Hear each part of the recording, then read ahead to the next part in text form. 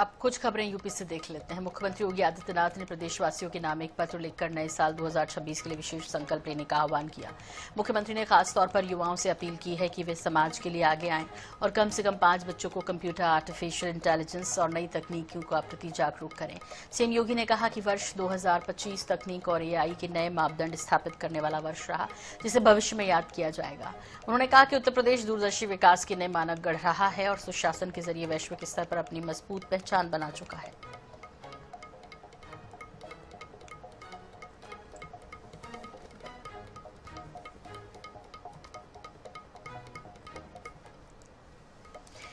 महोबा पहुंचे पिछड़ा वर्ग आयोग के सदस्य रविंद्र मणि निषाद ने कार्यकर्ताओं से एकजुट होने का आह्वान किया। उन्होंने कार्यकर्ताओं में जोश भरते हुए 13 जनवरी को लखनऊ में आयोजित होने वाले कार्यकर्ता संकल्प दिवस में आने का न्योता दिया। उन्होंने सपा, बसपा और कांग्रेस पर तीखा हमला बोलते हुए कहा कि अब मछुआ समुदाय बिकाऊ नहीं बल्कि टिकाऊ समाज बन चुका है।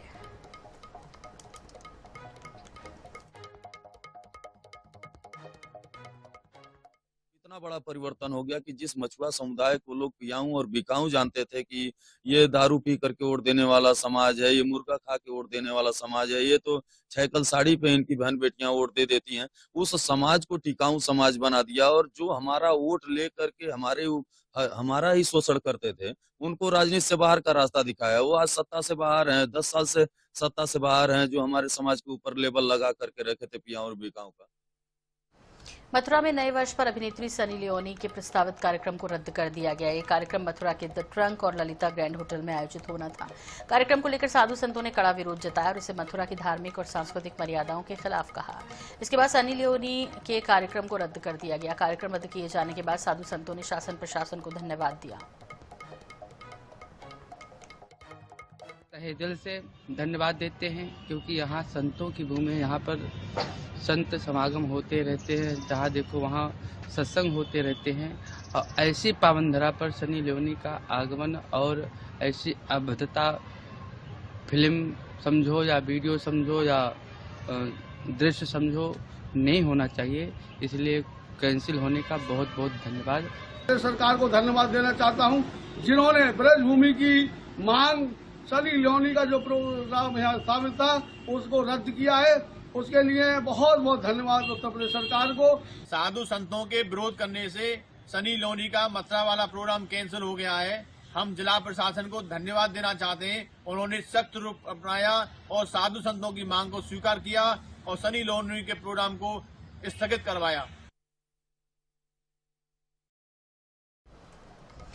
अयोध्या में नए वर्ष के आगमन को लेकर श्रद्धालुओं की भारी भीड़ उमड़ने की संभावना है। राम मंदिर के निर्माण के बाद लोगों के नए वर्ष मनाने के ट्रेंड में भी बदलाव आया है। पहले जहां लोग पिकनिक स्पॉट का रुख किया करते थे, पार्टीज किया करते थे, अब उनकी पसंद बदल गई है। कई लोग जो हैं अब अयोध्या जाना चाहते हैं रामलला के दर्शन के लिए। अनुमान है कि नए वर्ष पर अयोध्या में 15 से 20 लाख श्रद्धालु पहुंचेंगे। ऐसे में जिला प्रशासन के सामने क्राउड मैनेजमेंट सबसे बड़ी चुनौती होगा। प्रशासन ने सभी प्रवेश मार्गों पर होल्डिंग एरिया और जगह जगह बैरिकेडिंग की तैयारी की है। सुरक्षा के लिए एटीएस, एसटीएफ की तैनाती के साथ एंटी ड्रोन सिस्टम और आधुनिक तकनीक का भी इस्तेमाल किया जा रहा है।